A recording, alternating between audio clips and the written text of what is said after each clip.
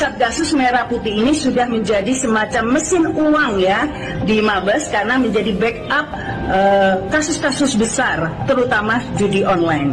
Dan selain itu, karena Satgasus Merah Putih ini dipimpin oleh Ferdy Sambo sejak tanggal 20 Mei 2020 hingga dicopot gara-gara kasus Brigadir J ini. Maka itu muncul juga spekulasi bahwa Satgasus Merah Putih pimpinan Ferdy Sambo inilah yang mengeksekusi 6 laskar FPI pada akhir Desember 2020. Maka muncullah ini trending topik hashtag ya, bubarkan Satgasus Merah Putih, hashtag squad penjagal KM50. Ya, rakyat tidak butuh Satgas Merah Putih jika memang ternyata hanya menjadi Satgas Merah Darah. Memiliki kekuasaan dan kewenangan yang cukup besar. Namun mereka menyalahgunakan peruntukan ya kewenangannya tersebut. Ini yang menjadi catatan saya bahwa di dalam kepolisian diduga terdapat geng yang memiliki kekuasaan yang cukup besar atas kewenangan yang diberikan, tetapi kemudian wewenang tersebut disalahgunakan. Kami mendeteksi bahwa beberapa nama tersebut masuk di dalam satu tim yang dinamakan Satgasus, Satuan Tugas Khusus ya. Ini diketuai Ferdy Sambo dan beberapa orang juga terlibat. Satgasus ini memang sudah di luar dari tupoksi yang ada.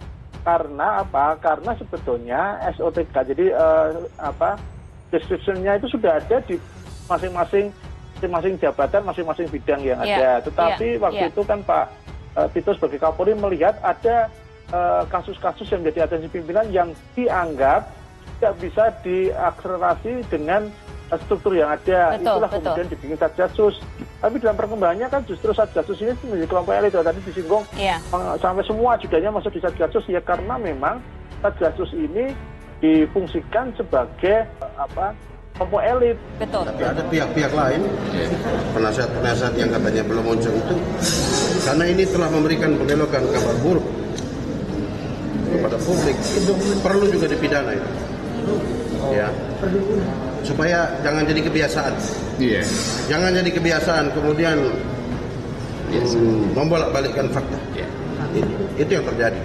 Ini jadi momentum tadi saya bilang untuk mengungkap skenario-skenario lain yang mungkin terjadi dalam peristiwa-peristiwa sebelumnya, Pak.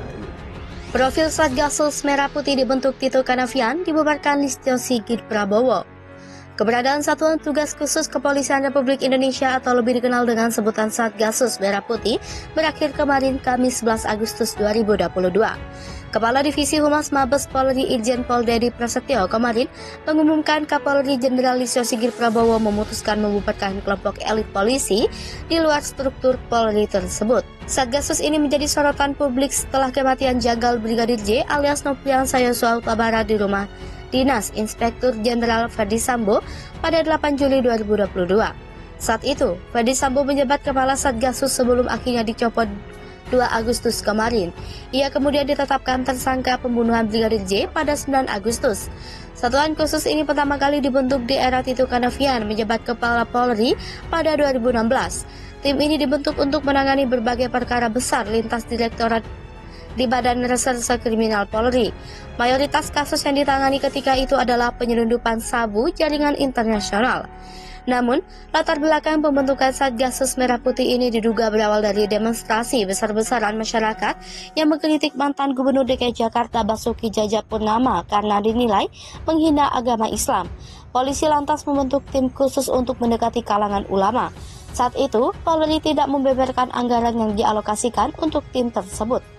Tempo berupaya meminta konfirmasi kepada Tito mengenai cerita pembentukan Satgasus ini, tetapi ia belum meresponsnya. Saat rapat dengan pendapat di gedung DPR pada Februari 2017, Komisi Hukum DPR sempat menyebutkan orang-orang yang mengisi Satgasus seolah memiliki darah biru dalam institusi kepolisian.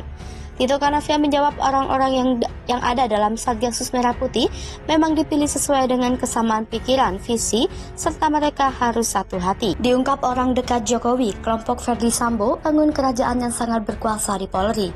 Irjen Ferdy Sambo memiliki kerajaan sendiri di Polri. Kelompok Ferdy Sambo ini disebut bisa merusak citra Polri yang presisi.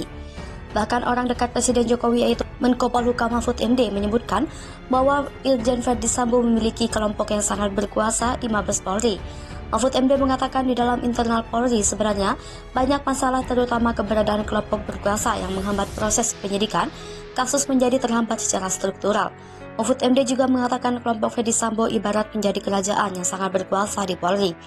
Geng mafia bernama Satgasus di tubuh Polri yang dipimpin Irjen Verdi Sambo akhirnya dibubarkan Kapolri Jenderal Listio Sigit Prabowo. Penyebutan geng mafia berkodok Satgasus bentukan Verdi Sambo itu dilontarkan oleh Indonesia Police Watch. Geram dengan adanya geng mafia membuat Kapolri langsung membubarkan satuan tugas khusus yang diketuai bekas Kadif Propam Polri Irjen Verdi Sambo. Keberadaan Satgasus disorot oleh Ketua Indonesia Police Watch Sugeng Teguh Santoso. Dia menyebut Satgasus berkaitan dengan geng mafia di tubuh Polri. Sugeng menyebut geng mafia ini memiliki kekuasaan dan kewenangan yang cukup besar. Namun, mereka menyalahgunakan wewenangnya tersebut. Kadif Humas Polri Irjen Deddy Prasetyo menyebutkan tentang Satgasus Polri. Bapak Kapolri secara resmi sudah menghentikan kegiatan dari Satgasus Polri. Deddy mengatakan kepolisian telah mempertimbangkan pembubaran Satgasus ini berdasarkan efektivitas dan karena dianggap sudah tidak diperlukan. Anak buah dan jajaran Verdi Sambo yang diduga masuk dalam geng mafia mengintervensi kasus kematian Brigadir J. Hal itu membuat Ketua Indonesia Police Watch Sugeng Teguh Santoso mendesak Kapolri Jenderal Listio Sigit Prabowo sikat habis kelompok pendukung mantan Kadif Propam Irjen Verdi Sambo. Kelompok itu diduga memberikan perlawanan dalam penuntasan kasus kematian Brigadir J. Sugeng mengatakan bahwa Verdi Sambo memang cukup memiliki pengaruh di Korps Bayangkara, sebab puluhan anggota Polri ikut terlibat dalam mempengaruhi penyelidikan awal kasus pembunuhan Brigadir J. Menurutnya, pengaruh Sambo di internal Polri tak terlepas dari posisinya yang menjabat sebagai Kadif Propam dan Kasat Gasus Merah Putih. Namun, saat ini Verdi Sambo sudah dicopot dari jabatan tersebut. Di sisi lain, Sugeng mengatakan pembubaran Satgasus Merah Putih menjadi upaya mengurangi pengaruh Sambo. Alat bukti ini yang membuat Putri Candrawati, istri Verdi Sambo, jadi tersangka kasus Brigadir J. Istri Irjen Verdi Sambo, Putri Candrawati atau PC, bersama tim kuasa hukum mendatangi Makobrimob Kelapa II Depok Minggu 7 Agustus 2022. Polisi akhirnya menetapkan istri Irjen Verdi Sambo, Putri Candrawati sebagai tersangka dalam kasus pembunuhan Brigadir Joshua Huta Barat atau Brigadir J. Alasan kenapa jadi tersangka, Direktur Tindak Pidana Umum Bareskrim Polri Brigjen Andi Rianjajadi menjelaskan berdasarkan alat bukti ini. Andi juga menjelaskan bahwa Putri Candrawati sudah 3 kali diperiksa. Selanjutnya, meski tanpa kehadiran Putri Candrawati, penyidik melakukan gelar perkara. Sebelumnya, Irwasum Polri Komjen Agung Budi Marioto menyampaikan penetapan tersangka Putri Candrawati. Sebelumnya, Irwasum Polri Komjen Agung Budi Marioto menyampaikan penetapan tersangka Putri Candrawati. Putri Candrawati sendiri dianggap sebagai saksi kunci dalam kasus pembunuhan Brigadir J. Lantaran ia bersama Brigadir J sejak berada di Magelang, Jawa Tengah hingga pulang ke Jakarta. Bahkan Putri Candrawati juga ada di lokasi kejadian ketika Brigadir J dieksekusi di rumah dinas Irjen Verdi Sambo di Duren 3 Jakarta Selatan Jumat 8 Juli 2022. Cerita pengacara kena prank istri Verdi Sambo. Patra MZN kuasa hukum Putri Candrawati mengaku dibohongi kliennya. Awalnya, kliennya mengaku jadi korban pelecehan seksual oleh Brigadir J di rumah dinas suaminya Irjen Verdi Sambo di kawasan Duren 3 Jakarta pada Jumat 8 Juli 2022 lalu. Nyatanya, itu semua hoax alias bohong. Padahal awalnya Patra percaya kliennya benar-benar korban kekerasan seksual. Patra MZN yang lama berkiprah di YLBHI itu justru bisa jadi korban prank. Bahkan selaku yakin semua itu terjadi pada saat dirinya berbicara di media. Awal mula diminta jadi pengacara Putri Candrawati. Patra MZN memulai ceritanya saat awal-awal ditunjuk menjadi kuasa hukum. Saat itu dia masih menjalankan ibadah haji di Tanah Suci.